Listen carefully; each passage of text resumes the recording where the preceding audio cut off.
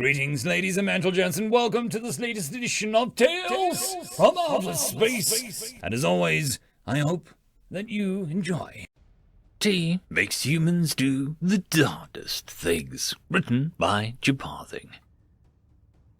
We'd heard reports of unknown vessels operating in our space, some time. For a while, we presumed it to be the Gothorian pirate armadas and notified local task forces, as was procedure. We suspected that was not the case when weeks went by and no colony was raided.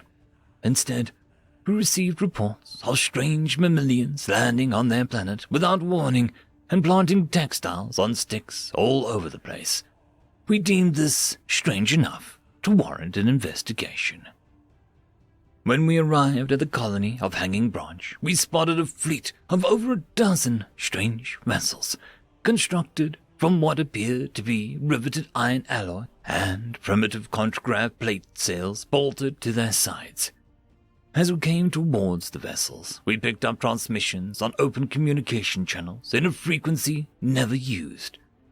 When we opened up the communication, we were nearly deafened by the repeated beeps and screams of a synthetic nature. We had no idea what in the name of peace these beeps were, and hoped that it was not what the mammalians sounded like. We relayed a message back to them and awaited a response. We were hailed again by the exact same message. Figuring to go for broke, we sent the same message back. One of the larger craft realigned itself with my comparatively smaller ship. A great deal of superheated water vapor poured out of the ship into vacuum and reclaimed in a rear-facing tube whose sole function was reclaiming said vapor. The contragrav plates folded inwards, and it was now that we could see that the entire side of the ship was painted in a garish red and white blue. More worrisome, however, was the number of guns laid into the side of the ship. Easily 2 rows of 30 barrels, covering much of the ship. A docking port emerged from the Iron Beast, and our pilot did her best to align our smaller craft with the great maw of the docking port. I could tell straight away that whatever these mammals were, they had never heard of a Standardization Act of 45608, nor had they obeyed the Size Restriction Act of Warships of 45609, and the amendment for soda sail size of 45610. Fortunately, our docking port was based on liquid metal, and we could adapt to their bizarre setup. 2 minutes later, we locked onto the ship, and the connection was sealed. The interior temperature of the ship, based on its air makeup, was horrifically hot and composed of mostly nitrogen and oxygen, but with substantial carbon quantities. I adorned an environmental suit since their vessel operated at a temperature that would cook our blood. I and 2 security officers approached the airlock between our ship and theirs. Technical officers assured me the suits were operational and that the airlock would transition in 5 seconds. 4.5 seconds later, the door opened and we were hit by a wave of heated oxygen. Standing in front of us were 5 figures easily twice our height. I stood still and made minimal motions, standard xeno-interaction protocol. Sentients panic or react, but sapiens observe and listen. The mammal at the head of the group, who wore the largest hat, began to speak. I could see they had traces of hairs on their bodies, not enough to ward off cold, but enough to be visible. Substantial patches of it were present in white rolls in what I suspected was their head. After the leader of the group stopped talking, I slowly reached into my pouch and pulled out the Xeno-Linguistic Monitor AI. The more the mammals talked and made distinctions, the better we'd understand. It usually took about 2 hours to get the basics down. You can imagine my surprise when the AI immediately understood what was being said by the mammals. My heads-up display showed that their language was rated as highly analytical, semi-compound-based, and had limited to no romantic capability, but showed signs of absorbing more romantic languages in small amounts. Once we could understand them, diplomacy could begin. We explained that they had entered our territory illegally and that all merchant acts must be done through the Navigator Guild. They laughed it off and explained that they were exploring, not trading, and that they were on a mission from a figure known as Her Royal Highness, and that they were under no obligation to honor anything they had not heard of nor signed. To hear a race be so flagrantly ignorant of customs was stunning, though looking back on it, that should have been the least of our concerns. Attempting to establish diplomacy with these strange, tall, rude youths, I asked if there was space on their craft where we may speak more comfortably. The captain took this quite well and guided us through their darkly lit craft. The interior of their ship was much like the exterior, with large bulkheads and cramped hallways composed of riveted iron alloy. Liberal usage of wood fibers was walking platforms, and what appeared to be gaslit lights lined the walls.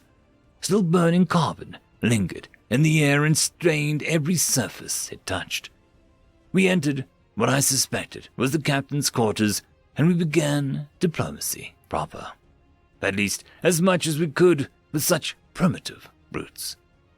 They called themselves the British Empire, and they came from Earth and were on a mission by their deity, Her Majesty, and someone called God. I still wasn't sure if Her Majesty and Her Royal Highness were the same, but somehow I doubted it. As we spoke to them, back on our ship, my crew was hastily scanning the ship.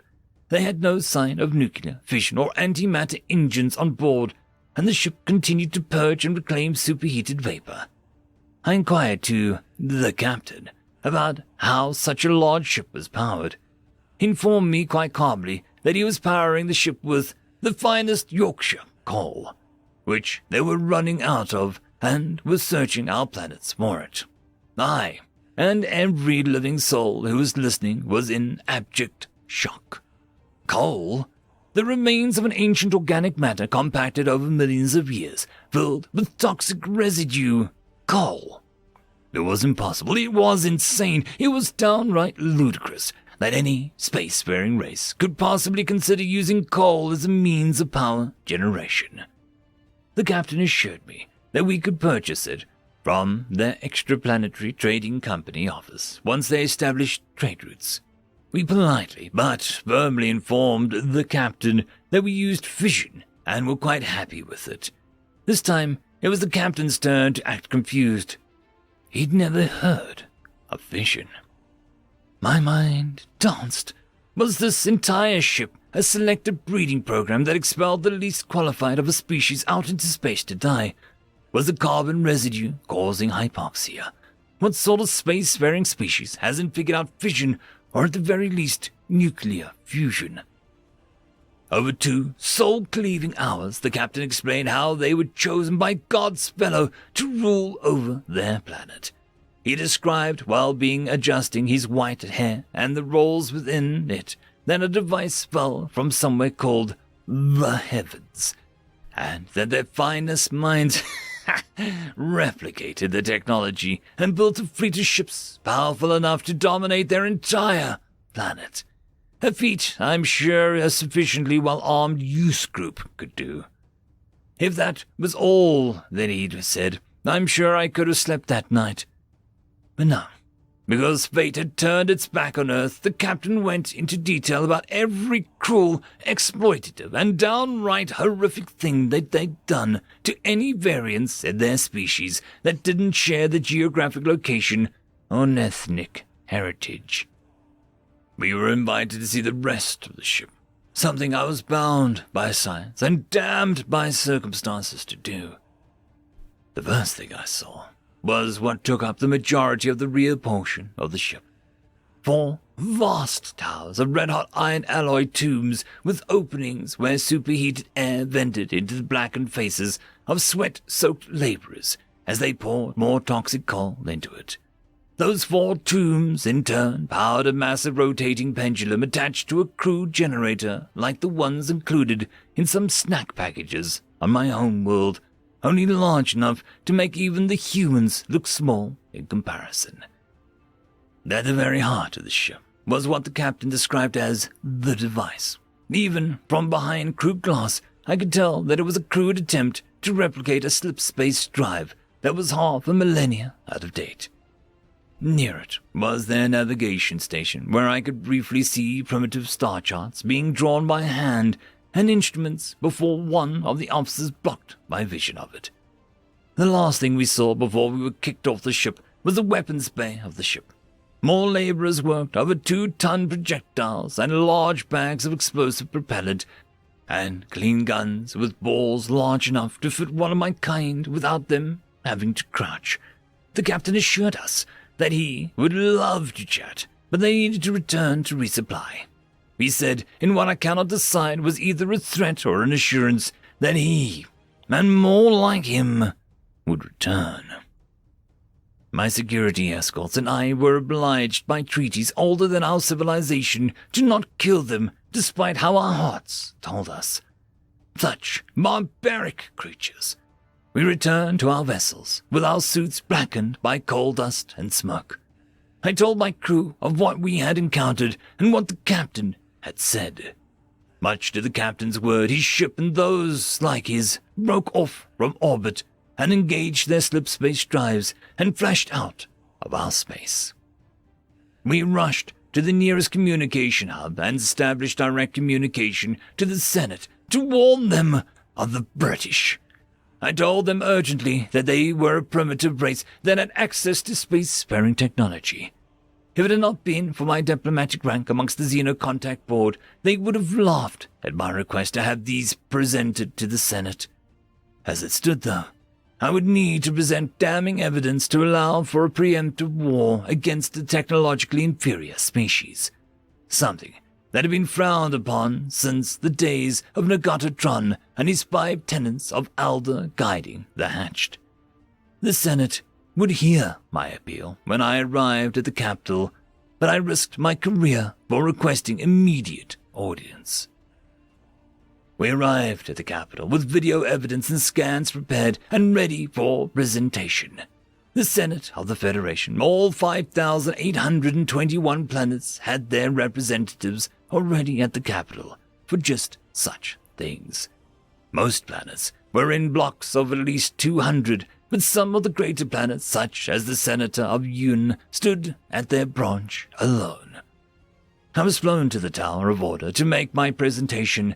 When I arrived, all senators had taken their places, with the 9 greater voices ready to make deliberations on behalf of the senators. I began my presentation. At first there was much ridicule and claims of believing the sky was falling for being fearful of such a race. Indeed, the coal remark was met with numerous offers to buy the rights to sell to the British. But when the captain discussed the matters of their home planet and the treatment of their own race for genetic deviations and geographic differences, the Senate became deathly quiet. I argued that at best they were barbaric, and at worst they could be purifiers. A threat that had extinguished the lights of dozens of races before the formation of the Senate. The voices were conflicted and no clear answer could be reached. I was made head of diplomacy to the British, and that I was to await further action before anything would be done. And so, here I sit, on the edge of civilized space where we had first met the British, unable to sleep without seeing their blackened ships gliding under white panel sails towards Senate space, unable to do anything but watch. I will remain ready to act and perhaps say, "I told you so." All we can do now is wait. End of story. The algorithm reckons you should be watching this video next, and I recommend that you should be always watching my video. So, click with energy! And yes, clicking that does help the channel. Thank you very much. I'd just like to give a quick thanks to the T5 channel members and patrons: Alithia, Parky, Fudic Yol, Meridian117, Cam Maxwell, Casper Arnholtz, Angry Marine, Lord Azrakal, and White Van 420.